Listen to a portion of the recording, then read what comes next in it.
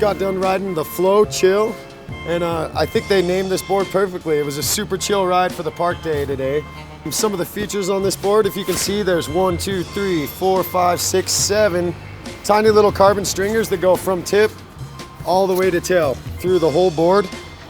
It's kind of cool how they have these gaps in their top sheet for you to be able to see some of the tech inside. So this is urethane everything. It's got urethane sidewalls, urethane top sheet, urethane base. You can see a little window right here. They actually mill out the core, and it goes from insert to insert on heel and toe, and they actually fill that with urethane. And so the three of them together equal Kush Control, which just makes for a super damp, playful, bendy, forgiving feeling on the board. I remember last year on this same deck, they actually had what I like to call their fake titty tech, or ABT tech from last season. It was like a silicone bump. It actually raised from the bottom of the board, so you could actually feel it when you ran your hands down it. I definitely felt its dampening properties, but I think this year they killed it with the Kush Control, and it made it a completely different board. I felt right at home on this board. You want to go out and have a super chill park day, then this is the board for you. That was chill. Camber is completely regular. OG, just regular camber. I guess it does have a little lift on the nose and tail. I didn't even really notice. Looks like it might be like right about here. Big old deep side cut on this thing. I'm telling you, turning with this board was probably the most fun aspect of this thing. It railed edges and turns. I was like laying them out like surf style. I loved it. Park was fun, everything was fun, but then that straight stretch down to the lift, that was almost the best part about this board, because I'm like, I'm just gonna carve and I'm not gonna lose speed. And you can also see these carbon stringers that they have running through it, giving this board a lot of pop. It took a while. I was jumping this thing and I kept going too deep. I was like, man, this thing's so poppy.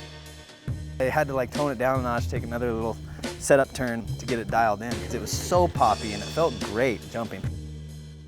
I had to get used to how much pop this board had. It threw me a loop a couple times. You'll definitely see it on the footage.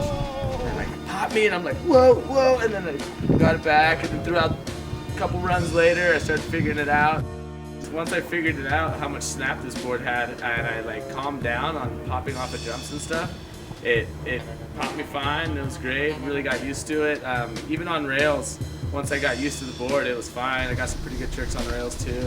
Got a little ballsy on one, felt pretty hard. That's what we need to show people on how to wreck, because you just hugged yourself and went down like you're supposed to. The middle of this board is the softest point on this board. It actually flexes a lot in the middle, and on the nose and tail it's going to be really stiff. So like nose presses, not going to be so high up. You can even see it. It's only bending in the middle of the board as opposed to like actually on the nose.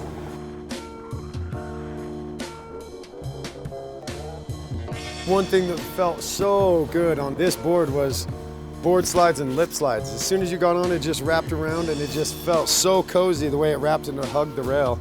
You start to finish, you were in perfect control and in that pocket.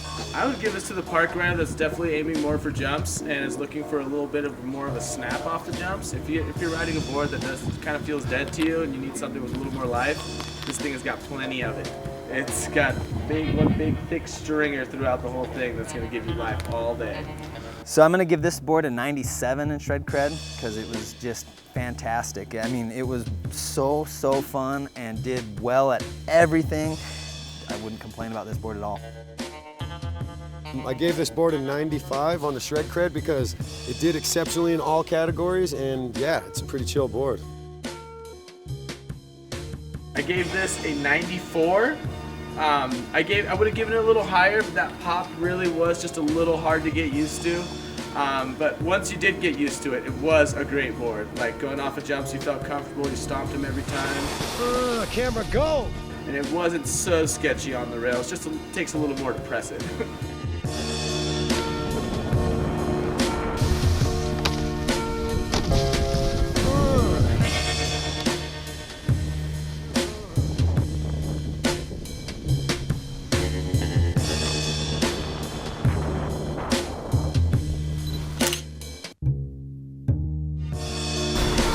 Yeah, that was a good shot.